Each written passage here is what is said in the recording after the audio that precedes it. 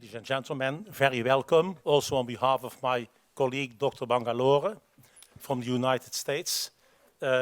We have all presentations from Asan Medical Center. That's quite unique in itself. So we are looking forward very much to these presentations. We have two groups of 4 presentations. Then we have 20 minutes of discussion, and another group is 20 minutes.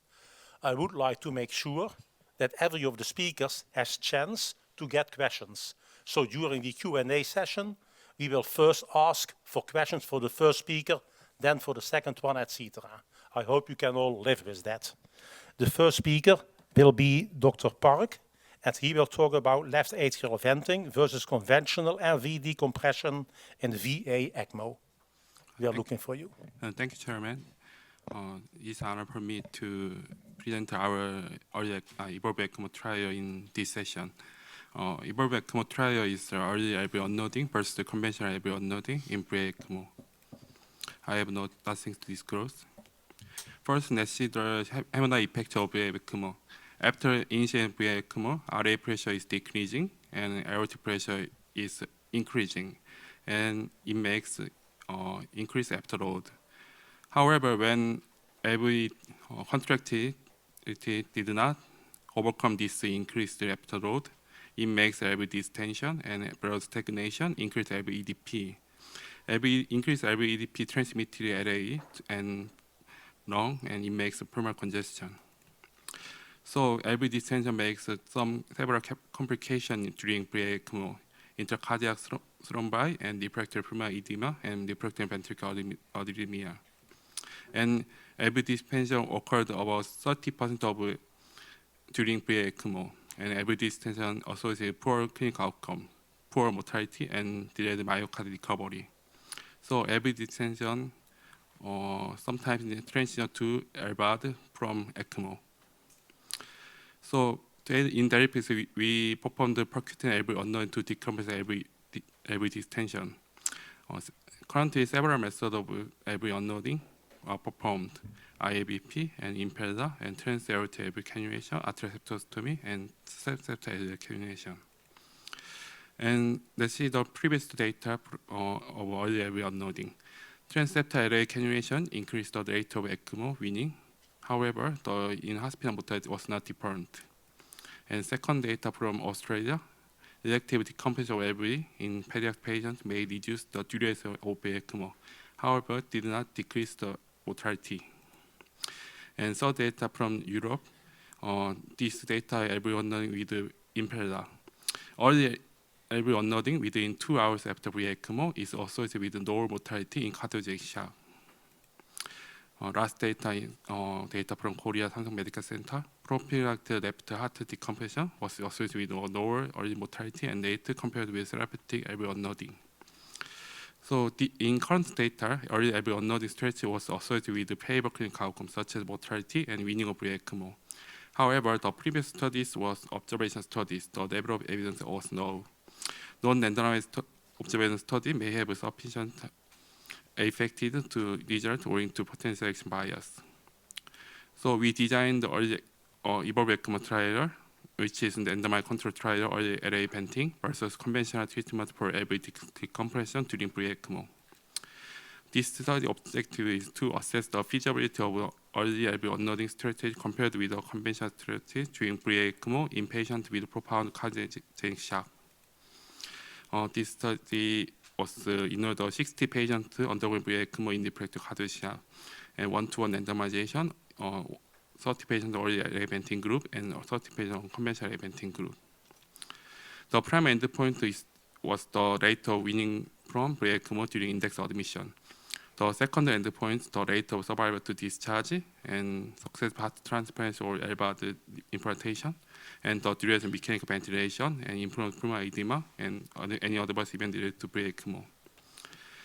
And we evaluated the pulmonary edema using congestion score index. CSI index quantification of divided 6 segments in chest PA. 1 is mild pulmonary congestion and 3 is severe pulmonary congestion. And when we use the modality of LV unloading is transseptal LV cannulation. Time to LV early group is 2 hours and conventional is 48 hours. And we enrolled from 2018 and 2022 from enrolled Asan Medical Center and Samsung Medical Center. In baseline characteristic, early group and conventional groups were well randomized without any difference.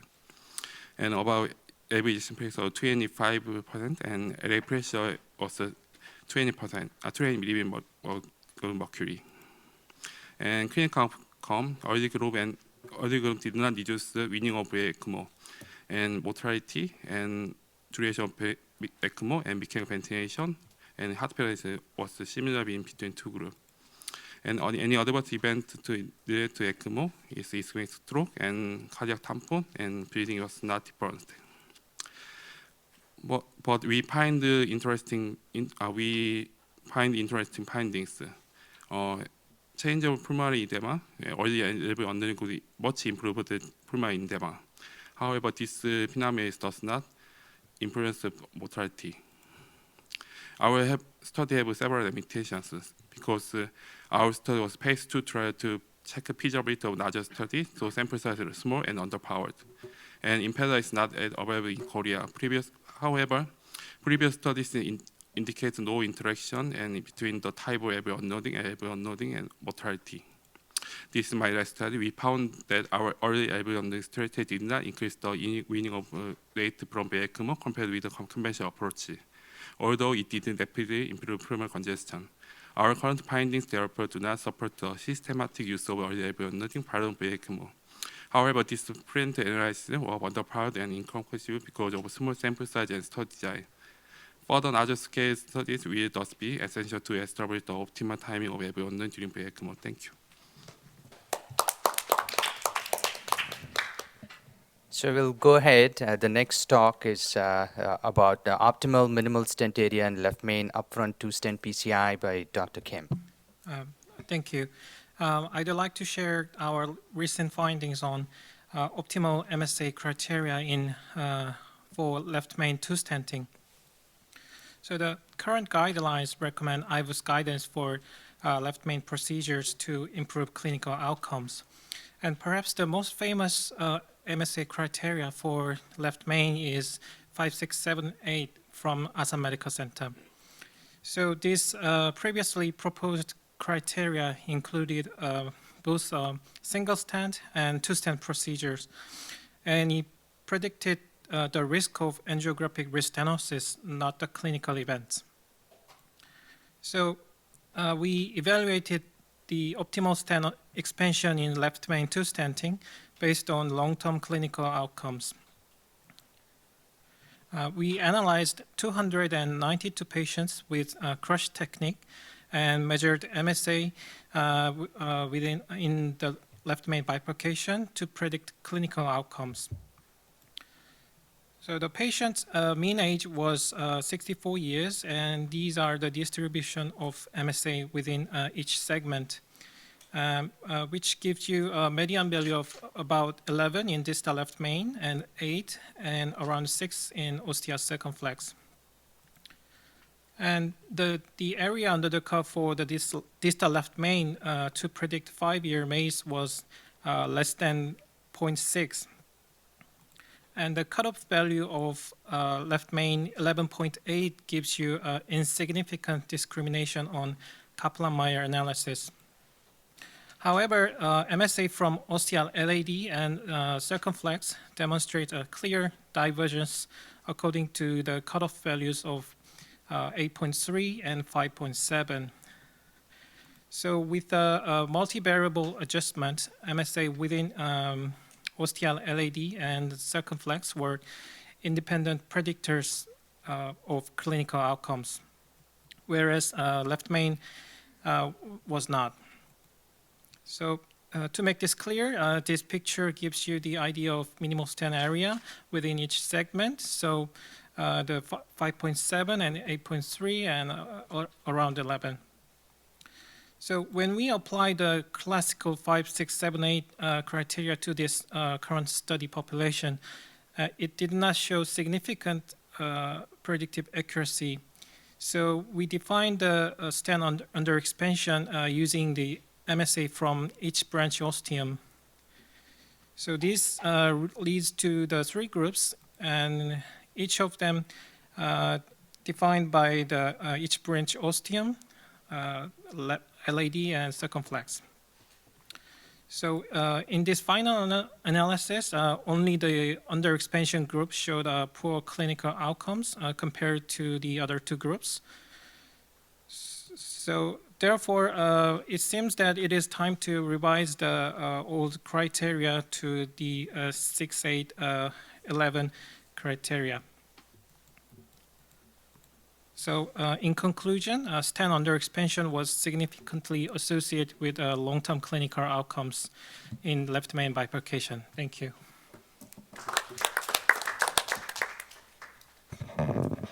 Thank you, Dr. Kim. We will discuss it later. We will continue now with Dr. An, and he will talk about left main TLR, incidence, predictors, and prognostic impact. Thank you, Chairman. Today I'm going to present findings from the study recently published 2024 issue of JACC Cardiovascular Intervention titled Impact of Target Lesion Revascularization on Long-Term Mortality After PCI for Left Main Disease. I have nothing to disclose. So currently, CABG is the gold standard for the patient with unprotected left main disease. CABG achieved more complete revascularization in a coronary artery disease with high anatomical complexity, with less spontaneous MI, with lower risk of repeat revascularization compared to PCI. And in addition, target lesion failure after left main PCI raises a concern for poor patient outcome.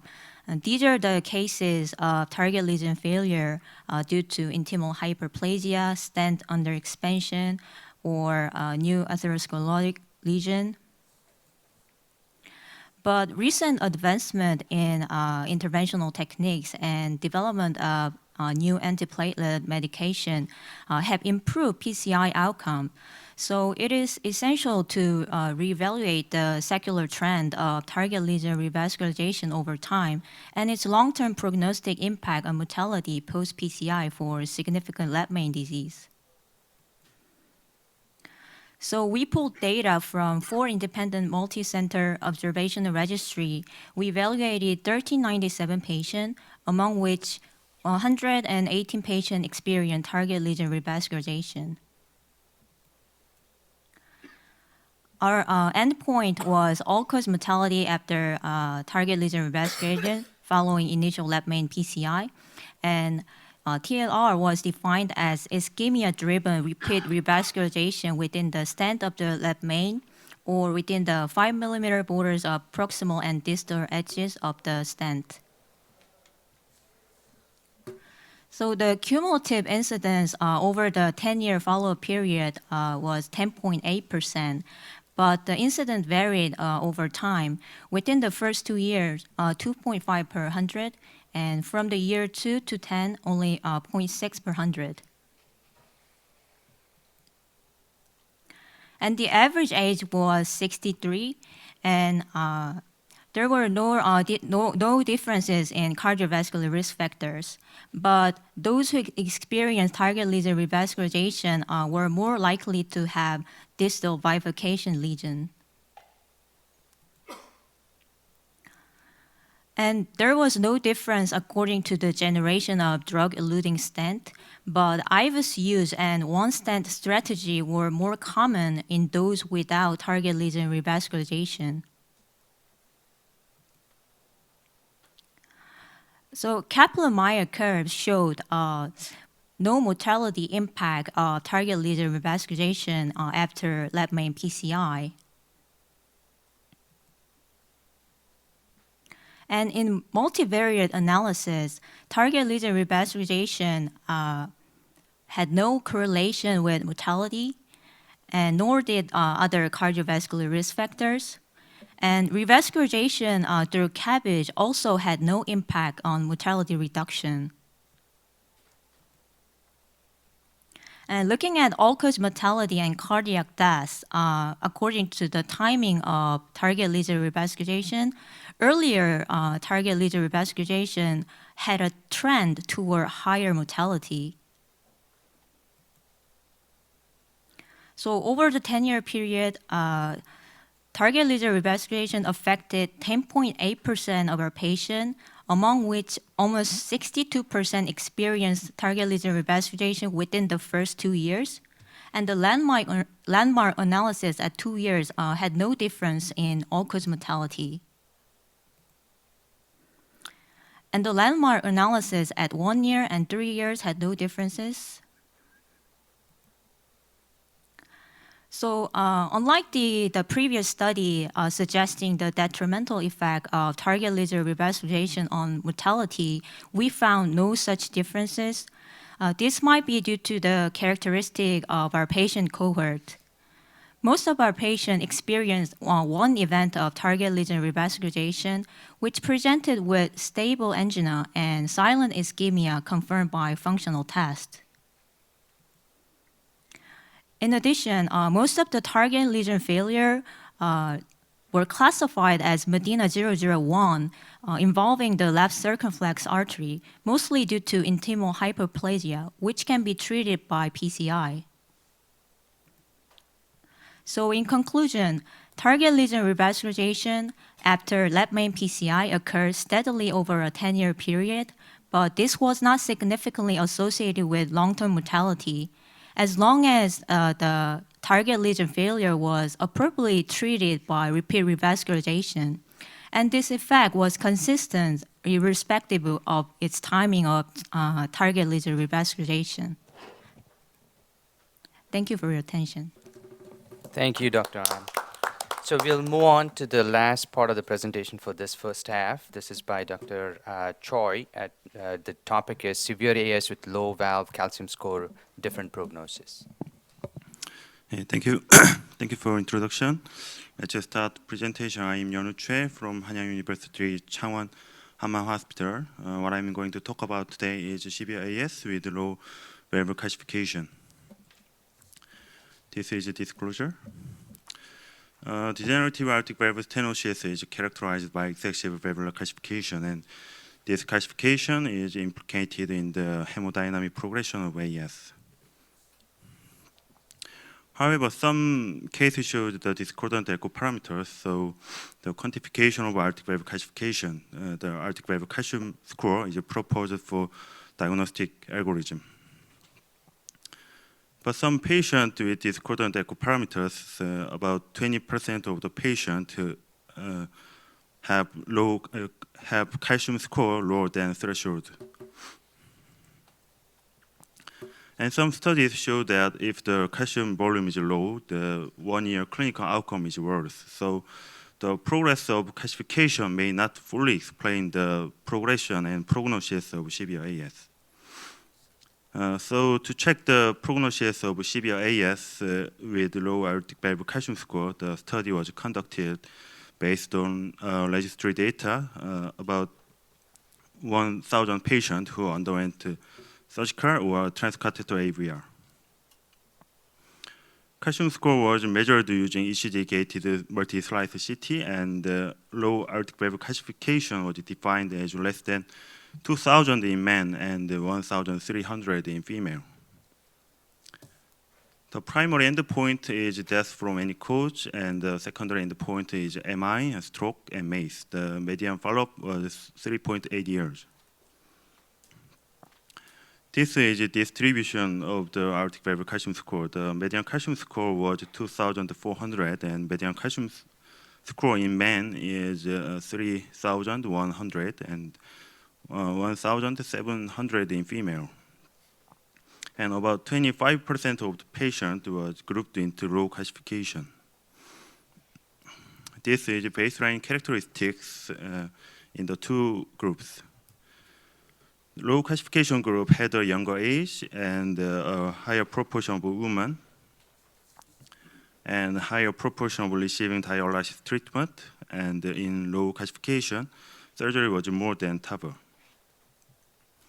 Looking at echocardiography finding, low calcification group had lower peak velocity and lower mean pressure than high group, and larger valve area than high group, and much better LV ejection fraction and than high group, and LVH is less common in low aortic valve calcification.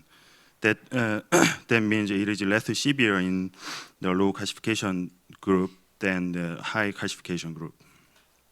But in the clinical outcome, death is more in low calcification group. All-cause death is about 17% in low group and 30% in high group. And higher mortality rate in low group was mostly attributed to non-cardiac cause.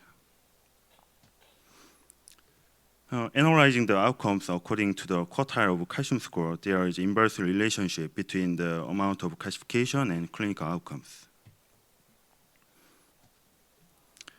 In this finding, 1 over 4 of the severe degenerative AS patients had low aortic valve calcium score than threshold. And low aortic calcification was more likely to be female and on hemodialysis and to be younger. And they had less LV remodeling but had a worse long-term survival. Extensive valvular calcification is a hallmark of degenerative AS, and it is considered to be associated with the risk of mortality. But some patients with severe degenerative AS have lower aortic valve calcification than the threshold. And in this study, 24% of the patients had lower aortic valve calcification than proposed threshold. And their mortality is higher than high aortic valve calcification group. There are some possible explanations. One study showed a sex difference in the valve composition. Women had a larger fibrotic component and a smaller calcification than men, and this non-calcified tissue or fibrosis may be the cause of development and progression of AS. And one study that evaluated aortic valve tissue volume and composition showed that the non-calcific tissue volume was associated with cardiovascular events after TAVR, but calcific tissue volume did not have prognostic value. Like sex difference, the pathophysiological mechanism of AS may differ between tricuspid and bicuspid, or younger versus older patient. So in my opinion, in addition to calcification, other mechanisms such as the fibrosis are also important in progression of AS. In conclusion, degenerative aortic valve stenosis is characterized by excessive valvular calcification, but about 1 of 4 patients with severe AS have lower aortic valve calcification, and they showed higher mortality. Thank you.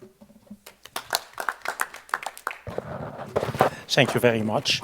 So we have now about 20 minutes for discussion, and maybe it is nice if Dr. Park will come up to the podium and can be the first one to whom we can ask questions. I have 2 points with your presentation.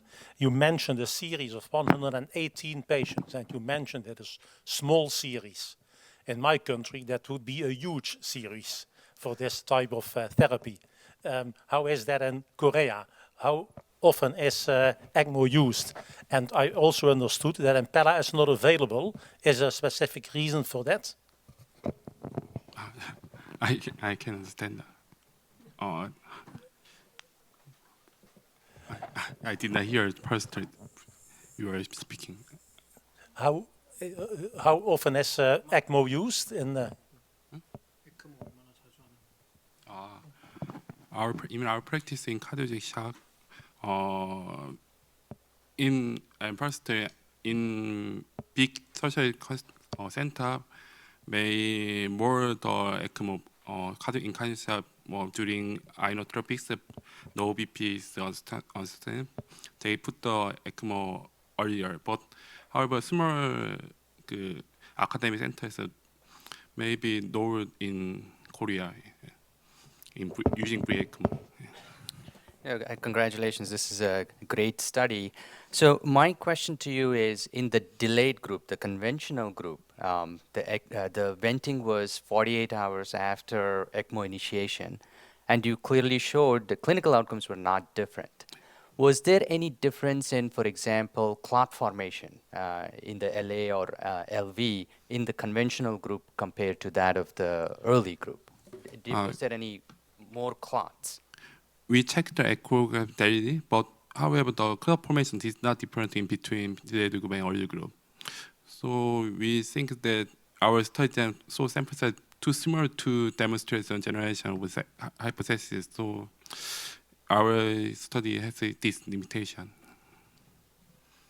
Any questions from the audience and from the panel? So, Dr. Bacchus, thank you for the nice presentation. And you just shows the early the ECMO group shows the improvement of pulmonary edema, but it does not translate to the mortality. How do you think about? But usually your target is the clinical improvement also may have the.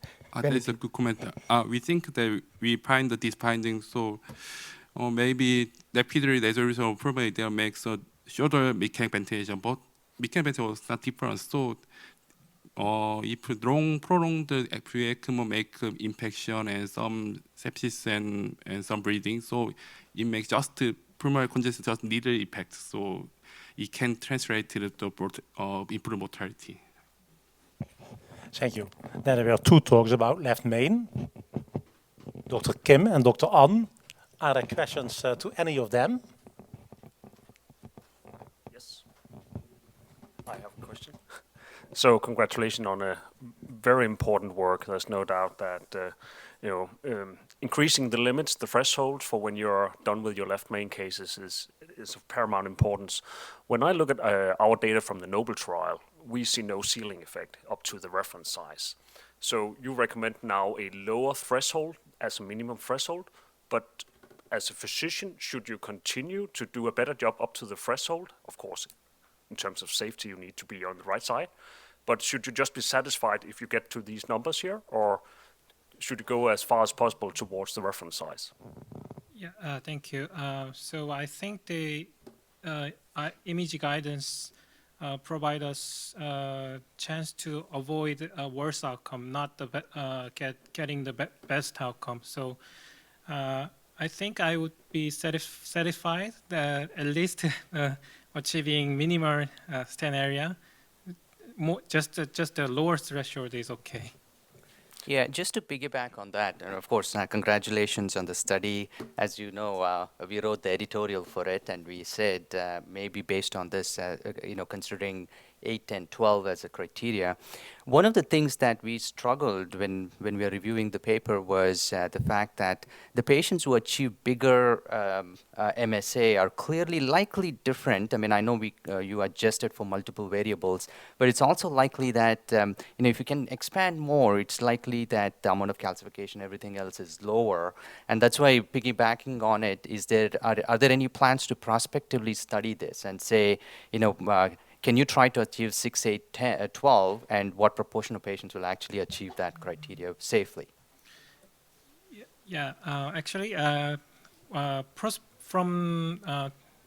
the prospective trial, I think there is no ongoing plan to perform any prospective trial regarding the left main PCI, but I think it would be a good idea to examine this criteria to the at least in prospective trials like OCTIVUS or so on and so forth. And that is my answer. Thank you. Yeah.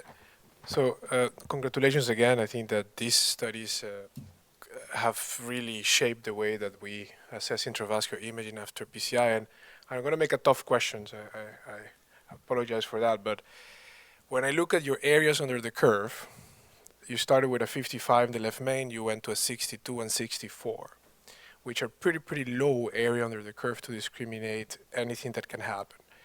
Yet, of course, when you put that in a Kaplan-Meier curve, you have 10 events in 100 patients with low MSA, and that is what actually is driving your difference in the Kaplan-Meier curve. So, my question to you is, how dogmatic we have to be on achieving these areas, because they do not discriminate with a good capacity what is going to happen. And I think that I agree with you that these are, in my view, calcified left main, that you cannot really achieve a good expansion. That is what's driving the outcome. So I would like to hear your thoughts on how do you think this should be followed like a rule written in stone, or how do you apply this in practice?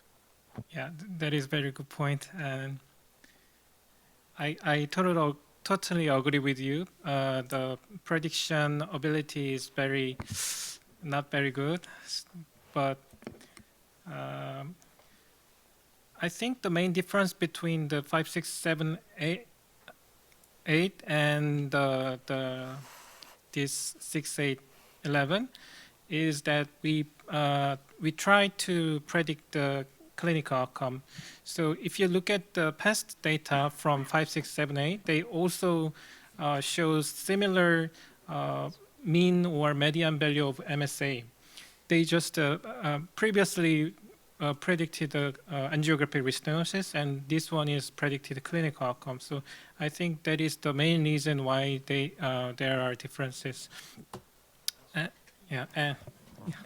So thank you for that. Can I? Yeah, sure.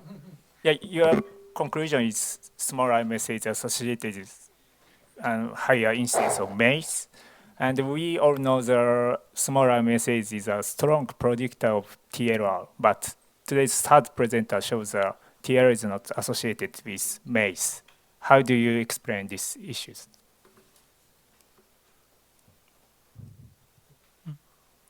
Sorry, I didn't quite catch that. Why is smaller MSA is associated with MACE in your study, but third presenter shows that TLR is not associated? What kind of mechanism?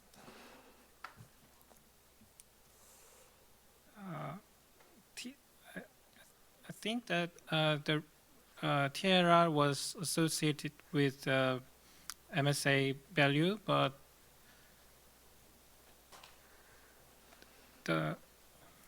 I think the MSA is just a surrogate marker of severe atherosclerosis in baseline. So not the TLR, but another region's event may be associated with a future event, I think. Yeah, so maybe in the interest of time, maybe let's go to Dr. An, because I think that your study was superb. I mean, just to summarize, 2.5% TLR rate in the first 2 years and 0.6% after that per year. I mean, those are very amazing rates. And so no difference in mortality. So what do we do with the repeat revascularization in clinical trials of PCI versus CABG? I mean, another study showing that repeat revascularization may be a very soft endpoint. And your thoughts on that?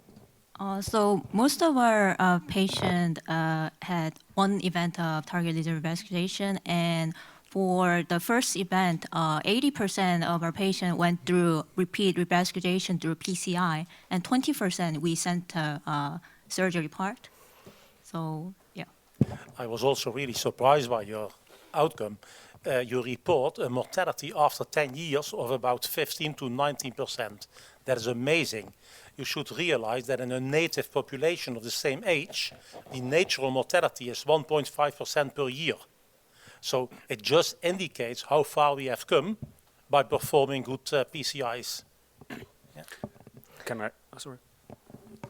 It's okay. I'm intrigued by your finding that most of the TLRs was Medina 001, so pointing to the left circumflex. You also mentioned that TLR is not associated with MACE and clinical events.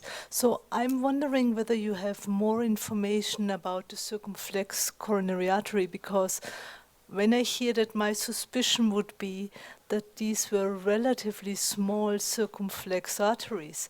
So that is, I would speculate, probably why the operator has chosen to go for the LAD and not so much for the optimization of the circumflex, and seeing that the circumflex restenosis then didn't cause a lot of clinical events might support this decision of the operator. Do you have any more information about the circumflex arteries in these cases? Unfortunately, we did include a patient who used IVUS guided PCI, but we don't have that kind of detail. But my opinion is that most of the patients who experienced target lesion revascularization had one stent strategy, provisional PCI. So the circumflex artery, there might be cases that circumflex arteries are jailed. So that's easily fixed with PCIs. Thank you. I really want to congratulate on this study because it's so inspiring that you can have such high quality of your PCI in the left main setting that when you need to go and do a redo, you have no problems in doing that. This is completely different from all the data we have so far from the rest of the world, where we do mostly angiographic guided PCI and a little IVUS, ad hoc, not very systematically.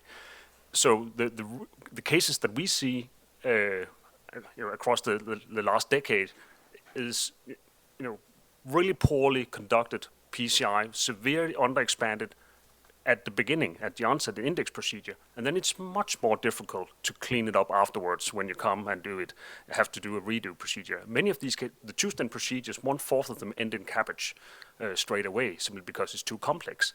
So I think what you show is that if you do really high quality PCI, as you show across all your left main studies and bifurcation studies from the center, then if you need to go and do something additionally at some point, it's much easier, it has very low risk, and everybody else needs to learn from that experience and do a very high quality in our index procedures. Thank you for your comment. Let's turn to Dr. Choi. Aortic valve. Are there questions for Dr. Choi? I just have a question about the events and the calcium scores, and that the ladies, the defined calcium score was less than the men, and there are more events in the women, as we know. So the reason why the low calcium score had higher event rates was because there were more women, not because of any other mechanism. Did you analyze the scores where everyone had the same cut point of 3,000? So both men and women have the same definition of high calcium score. So you don't change the calcium score definition of high and low depending on gender. You keep it the same. And do you see a difference in the event rates? We didn't analyze the same threshold in the men and women, and we just used the threshold according to previous studies that. Yeah, but I think you can. What I mean is that you could look at that to see whether because the low calcium score group had a higher mortality. Yeah. But that is a confounder, I think, because they've got more women, because your definition in women is half of what is men. So the confounder is that your low calcium group's just got more women in it with renal failure. Potentially, you need to look at it. Yeah, just a quick question to tag on to it. I mean, great presentation. So I'm curious, in your practice, now that you know this data, that low calcium score, severe AS, worse outcomes, and it's not related to that valve, so what will you do? What would you propose that we do, beyond what we are doing for the valve to reduce those event rates? I mean, is it anti-inflammatory? What can we do to reduce that event rate? I don't know how do we explain the low calcification showed the higher mortality, but I think we need further research, including the pathology data, like the non-calcific tissue volume and the total aortic valve volume. And after that, we maybe know how do we treat the calcification and the low calcification group. Okay, thank you very much. We will continue with the second part of the program. So I would like to ask Dr. Wee to come forward and to teach us about OCT versus IVUS in bifurcation PCI.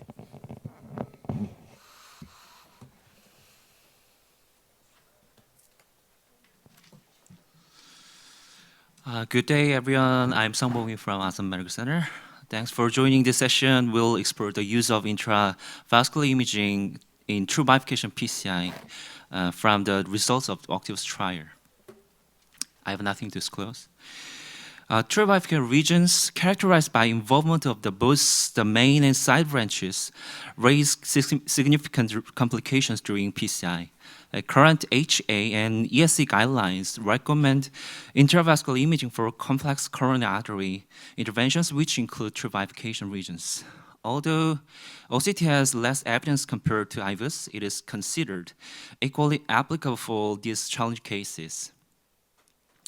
Last year, there were many randomized trials such as October and randomized complex trials that showed superiority of imaging-guided PCI compared with angiography-guided PCI in complex bifurcation regions and complex coronary artery regions. In addition, there left a question that which modality between OCT and IVUS is better for imaging-guided PCI. The OCTIVUS trial tried to solve this question, which included both OCT and IVUS used to guide PCI in patients with diverse coronary artery regions, revealing no significant differences in clinical outcomes between two modalities, as shown in right figure. As shown in this slide, OCTIVUS trial was designed to capture a broad range of patients with various anatomical and clinical characteristics. However, patients were excluded if they had STEMI, severe renal dysfunction, cardiogenic shock, or short life expectancy. And how about true bifurcations? This study is a sub-study of OCTIVUS trial focused exclusively on patients with true bifurcation regions. Most of inclusion criteria was same with the main OCTIVUS trial, while only true bifurcation cases were analyzed here. True bifurcation was defined as main branch with a side branch of 2.5 millimeters. The study outcomes was same with OCTIVUS trial, which was target vessel failure, a composite of deaths from cardiac causes, target vessel-related MI, or ischemia-driven revascularization, while covering the entire follow-up period, providing a comprehensive data set on safety and efficacy. Out of 2,008 patients in OCTIVUS trial, 428 had true bifurcation regions. Of these, 185 were treated with OCT and 243 with IVUS. The median follow-up period was 2 years. Between two groups, there were similar clinical characteristics except sex.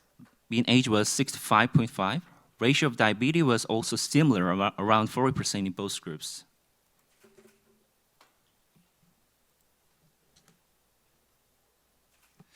In anatomical characteristics, LAD and diagonal bifurcation region was around 6% in both groups.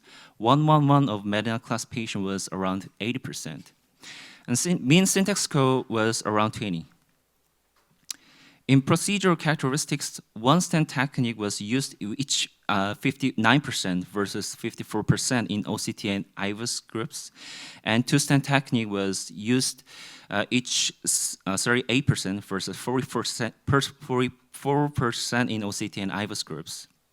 Total amount of total amount of contrast was used more in OCT group, while total PCI time was shorter.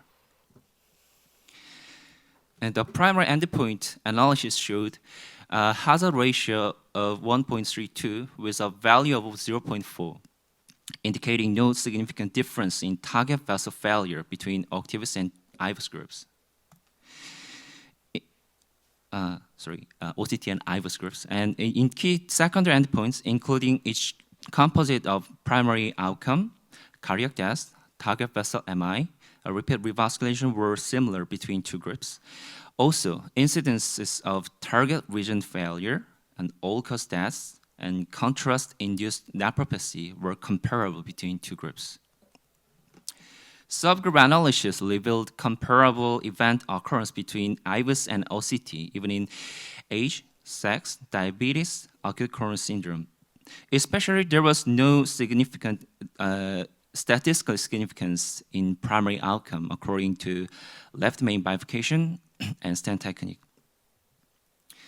So in conclusion, in this sub-study of OCTIVUS trial involving patients with true bifurcation regions, OCT-guided PCI showed a similar risk of composite deaths from cardiac causes, target vessel-related MI, or ischemia-driven TVR as compared with IVUS guided PCI. This study supports that both OCT and IVUS can be utilized safely and effectively in patients with true bifurcation regions who are undergoing PCI. Thank you, Dr. Wee. So we'll move on. I'll invite Dr. Lee to talk to us about impact of intravascular imaging after PCI or CABG in multivessel disease, the best extended follow-up study. Yeah, thanks for your introduction. I'm Jin-Ho Lee from Gyeonggi University Hospital. I'm glad to talk in this meeting. Today's my topic is intravascular ultrasonography-guided, IVUS-guided PCI with EVOLVE-ECMO stent or bypass surgery for multiple coronary artery disease. This study was post-hoc analysis of the best extended follow-up study. I have no COI in this presentation. In previous study, the IVUS-guided PCI was improved the clinical outcome compared with the angio-guided PCI in complex coronary artery disease. So as you know, the IVUS XPL randomized study have a significant difference in primary endpoint of the cardiac death and target vessel-related MI and target lesion revascularization compared to the angio-guided PCI group. And also, ultimate trials showed the better outcome of the target vessel failure in IVUS-guided PCI with 3 years follow-up. So recently, the randomized clinical trial compared to intravascular imaging-guided versus angio-guided PCI for patients with complex lesion was published in JAM. The study demonstrates the imaging-guided PCI lead to lower incidence of composite of death from cardiac cause, target vessel-related MI, and clinical-driven TVR than angio-guided groups. In the latest guideline, the intravascular imaging guided PCI was recommended class 2A in each American and European guideline. However, in the patient with the multivessel coronary artery disease, each guideline suggests CABG over the PCI to confer the survival advantage. In this situation, we got the question about the improved outcome of the intravascular imaging guided PCI can threaten the status of a CABG in multivessel coronary artery disease. So in this context, we analyze the patient data of the best extended trial. The trial is a prospective, open-label, and multi-center and randomized trial. Patient was enrolled a total 5 years and randomized 1-to-1 PCI with the EVOLVE-ECMO stent versus CABG.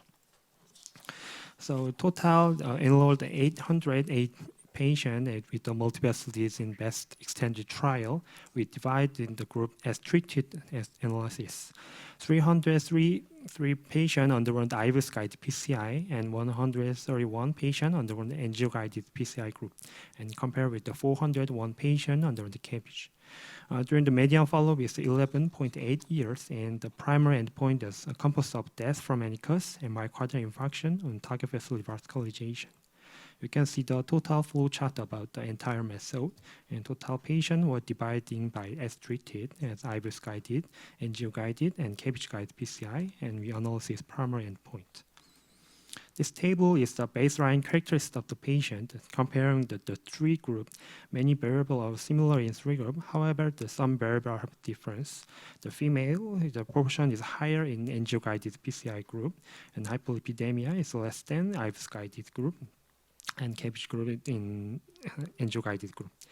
In clinical presentation, the acute MI group is higher in the angio-guided PCI group, and there's no significant difference in baseline ejection fraction among the three groups. And this is CABG group have a higher rate of the 3-vessel disease, and PCI with the IVUS group is a higher 2-vessel disease group. And CTO is lower in angio-guided PCI group, and also bifurcation region and the heavy calcification region is lower in angio-guided PCI group.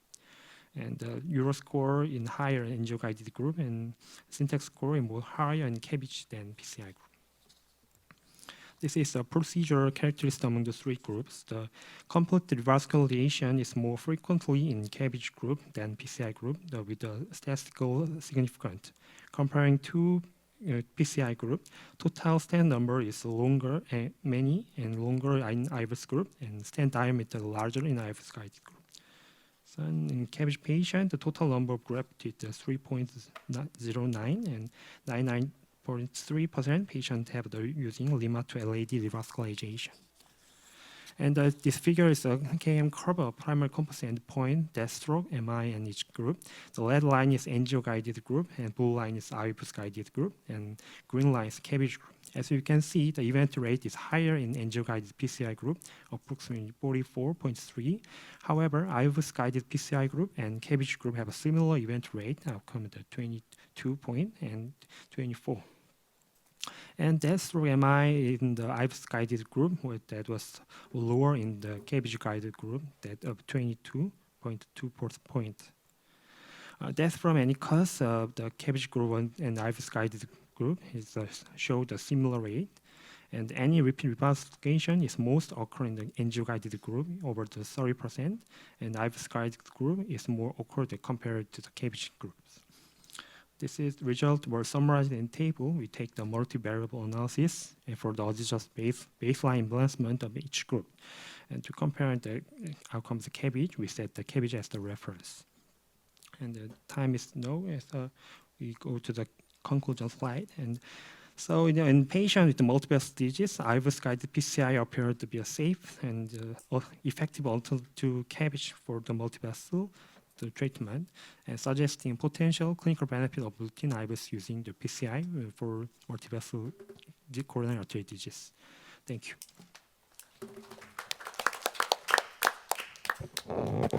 Thank you. This is an interesting study, and definitely we will have questions about it. The next presentation will be by Dr. Kim about routine stress testing after PCI and diabetes mellitus patients, analysis from the post-PCI trial.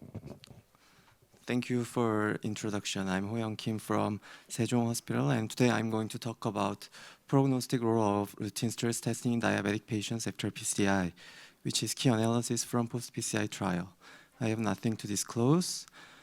2018 ESC guideline suggests that surveillance by non-invasive imaging-based stress testing may be considered in high-risk patients 6 months after revascularization, and routine non-invasive imaging-based stress testing may be considered 1 year after PCI with class of recommendation 2B.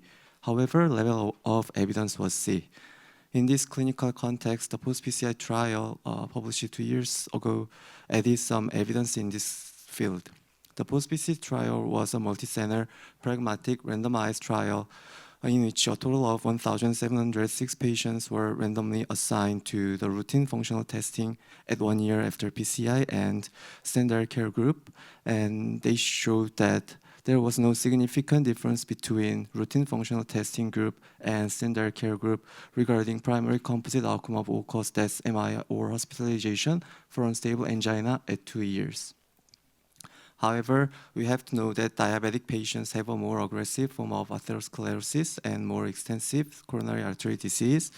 And PCI for diabetic patients is often more being complex and anatomically challenging. It was still unclear whether diabetic patients who undergo PCI could benefit from routine surveillance stress testing during follow-up. So using the post-PCI trial data, we assessed the differences in primary composite outcome of a composite of all-cause mortality, MI, or hospitalization for unstable angina at 2 years, and secondary outcomes including invasive coronary angiography and repeat revascularization between patients with and without diabetes, and between functional testing group and standard care group. All patients enrolled in the original post-PCI trial were included. Patients must have at least one of the following high-risk anatomical or clinical characteristics: left main bifurcation, ostial lesion, CTO lesion, multivessel disease, restenotic lesion, diffuse lung lesion or bypass graft disease, diabetes, chronic renal failure, enzyme positive ACS. Patients with cardiogenic shock treated only with bare metal stents or balloon angioplasty with life expectancy less than 1 year were excluded. 1,706 patients in the post-PCI trial were stratified by diabetes status and then further classified into the routine functional testing group and standard care group, and 2-year outcomes were analyzed. Patients with diabetes were more likely to more older, more likely to be female, and more likely to have histories of hypertension, previous PCI, CVA, and atrial fibrillation or flutter. Patients with diabetes were more likely to have multivessel disease, chronic renal failure, and less likely to have bifurcation disease and CTO lesions. Patients with diabetes were more likely to have higher number of diseased lesions. These curves are shows primary composite outcome. Patients with diabetes had about 50% higher incidence of primary composite outcome compared to patients without diabetes.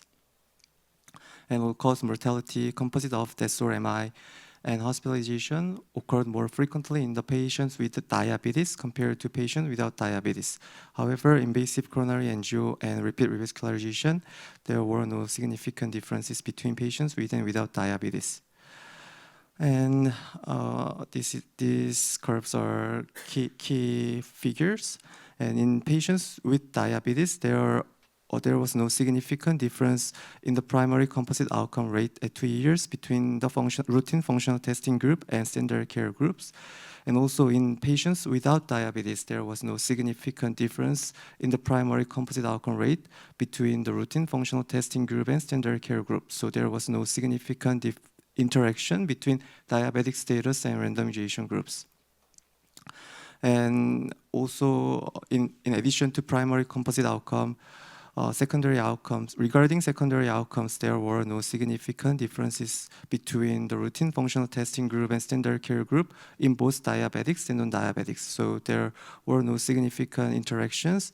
However, invasive coronary angiography and repeat revascularization appear to be occur more frequently in the functional testing group in both diabetics and non-diabetics. So to further analyze the time-dependent pattern, we did landmark analysis at 1 year in both diabetic patient and non-diabetic patient. From 1 year to 2 years, invasive coronary angio and repeat revascularization occurred more frequently in the routine functional testing group in both diabetics and non-diabetics. However, despite the higher incidence of routine functional testing group, despite the higher incidence of invasive coronary angio and repeat revascularization, there were no significant differences in the primary composite outcome between functional testing group and standard care group in both diabetics and non-diabetics.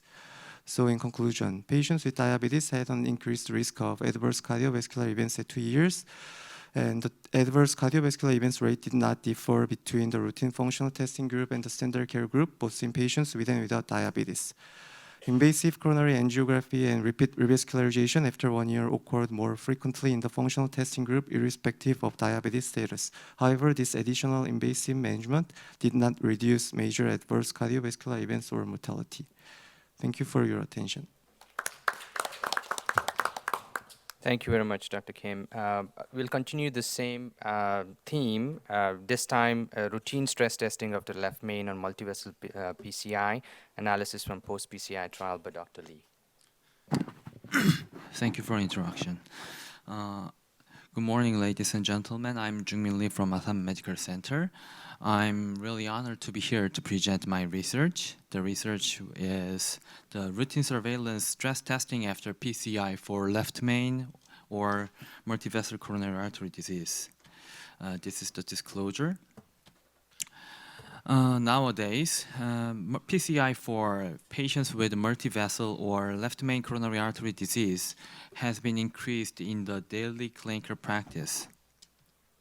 However, the incidence of MACE remains substantial after PCI, so the optimal follow-up strategy is needed to set. That's why we wanted to know the role of routine functional testing after PCI for patients with multivessel or left main coronary artery disease. So we plan to use the contemporary data from the POST-PCI study.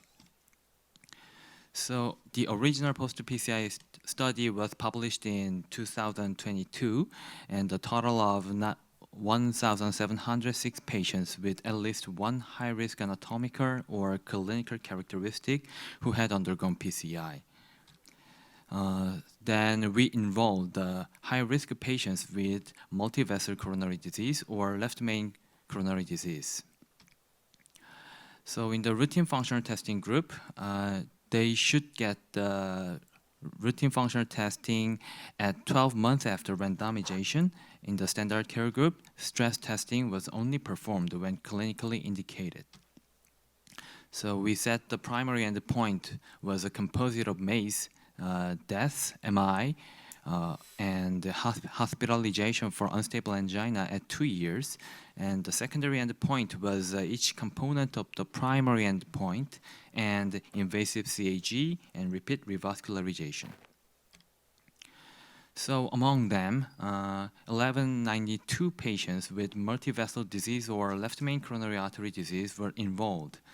And 589 patients were initially assigned to functional testing group, and 603 patients were initially assigned to standard care group. This is the baseline characteristics, and there was no significant difference between the two groups in the clinical characteristics, and the criteria for high risk after PCI, like anatomical characteristics or clinical characteristics. And clinical indication for index PCI, stable angina or silent ischemia has the most positioned, and the procedural characteristics, total number of diseased lesions per patient was 2.7, and total number of stent per patient was 2.2. And this is the table of clinical endpoint, and there was no significant difference between the two groups in the primary endpoint with hazard ratio of 1.09. And each component of primary endpoint, there was also no significant difference between the two groups. And especially in the invasive CAG and repeat revascularization, there were more events in the functional testing group at the 2 years with hazard ratio of 1.39 and 1.59.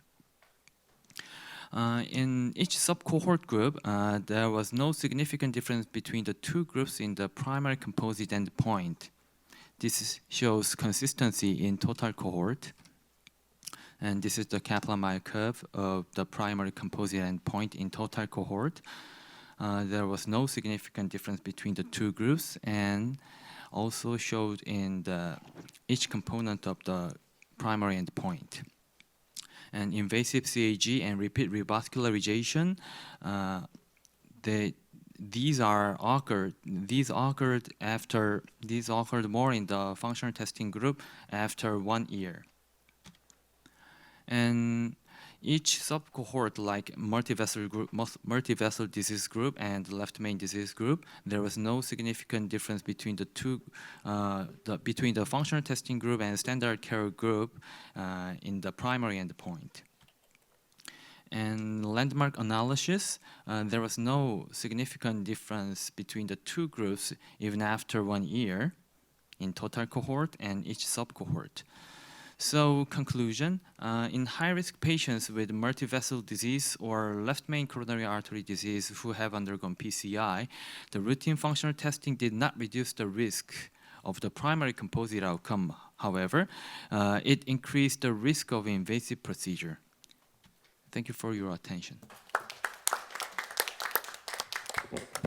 Thank you, Dr. Lee. We have the discussion now. And I would like to ask first Dr. Wee to come forward, and I would like to ask Dr. Evelyn Regard to comment on that study.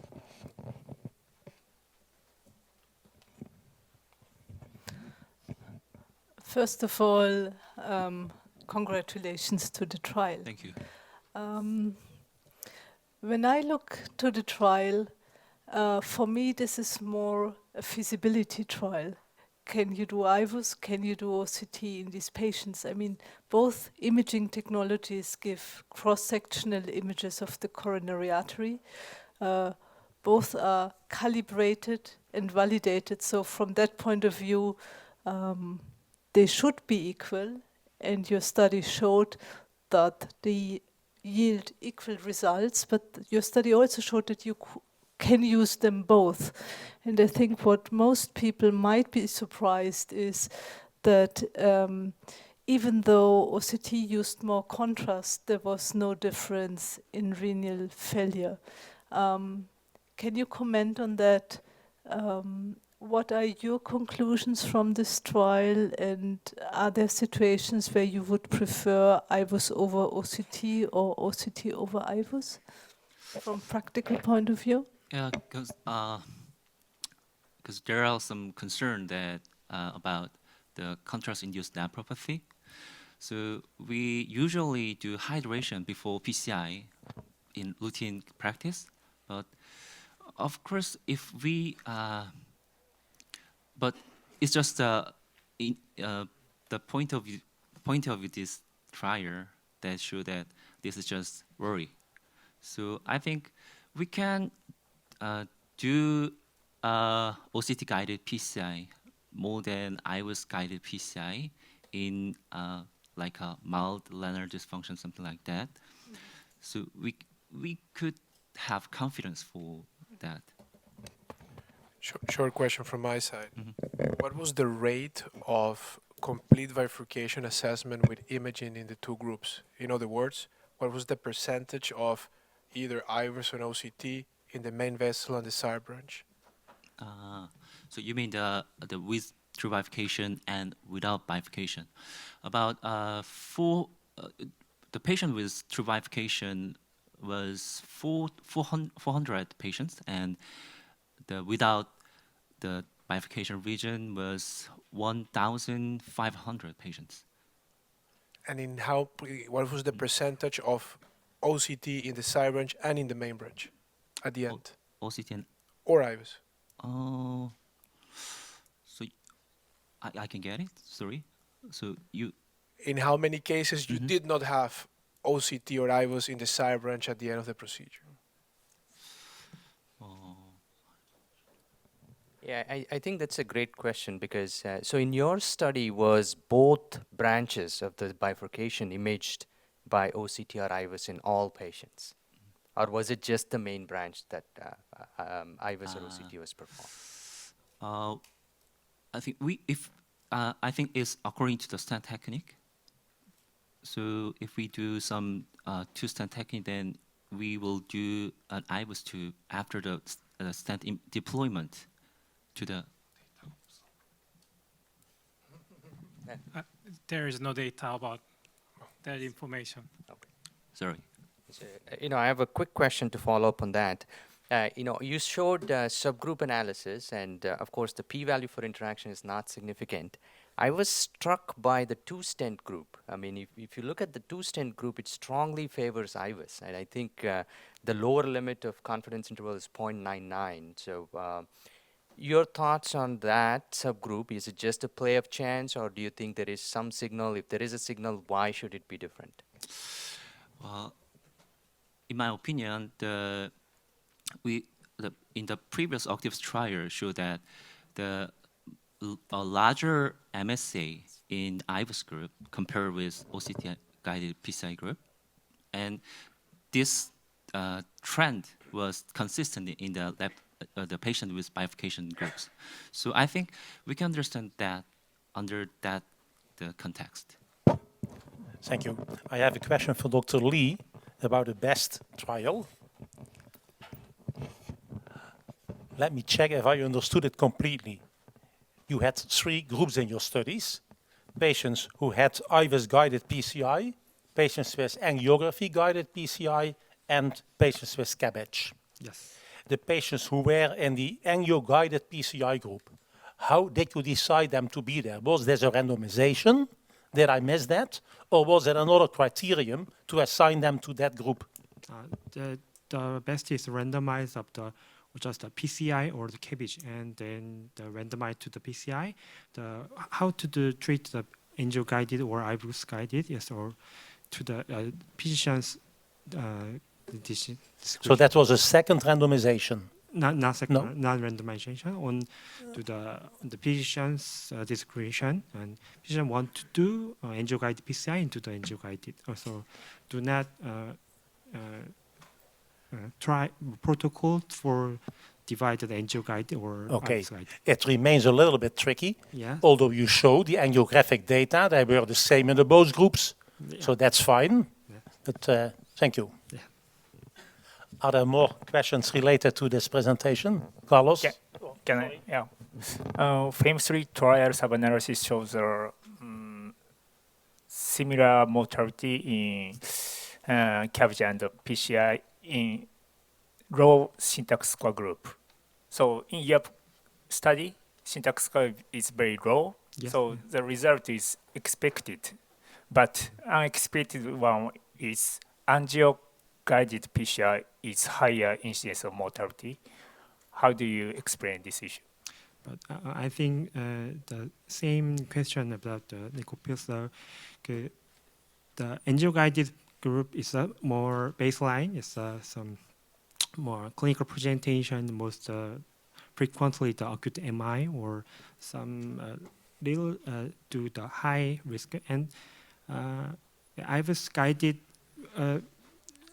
not that projectly make the IVUS protocol in this trial. So, but to the IVUS guided PCI group is very familiar with the to IVUS guided imaging. So it's a multi-center. So the other than do not use the IVUS, the angio-guided PCI group. So it's some inter-center deviation and the patient baseline characteristics and some maybe some confounder maybe affect the result, I think. Thank you very much. We are almost out of time, but just a quick question to both Dr. Kim and Dr. Lee on post-PCI trial. I mean, if you look at the overall results and also the subgroups for diabetes, patients with left main and multivessel disease, no clear benefit of functional testing.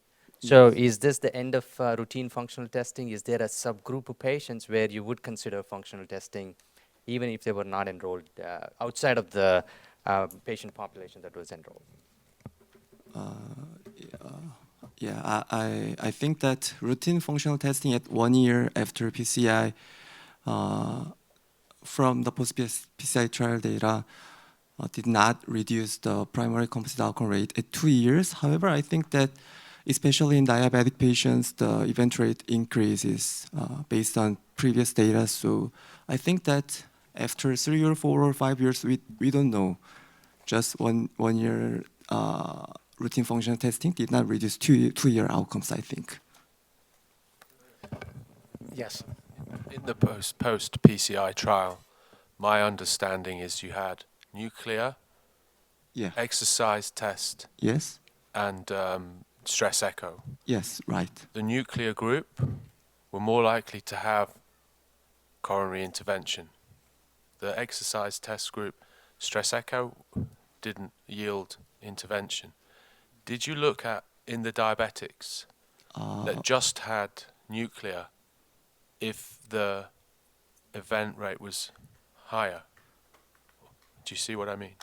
Yeah, I so understand what you mean. Because I don't do exercise test, maybe stress echo, but you know, what I'm interested in is just in the nuclear groups. Was there any difference? We did not analyze the nuclear test or exercise or stress echo. We did not analyze differently. Just we totally analyze just routine stress testing. Just a quick question, and it's for Andy. In Japan, are you doing control coronarography after left main PCI still? coronary angiography? Yes, control. No, After left no, PCI, no, never. No, never, yeah. Okay. Yeah. I just want to know then that in the first 10 years that we did PCI in our lab, in every patient at a year, there was a control angio. So you can imagine what that meant. The old adagium, primum non nocere, do not harm to the patient, is still valid, I think. Well, ladies and gentlemen, I think we had an excellent session. I would like to thank the speakers, the audience, and the panel and moderators for being here, and I hope you have a fruitful meeting further on. Thank you very much.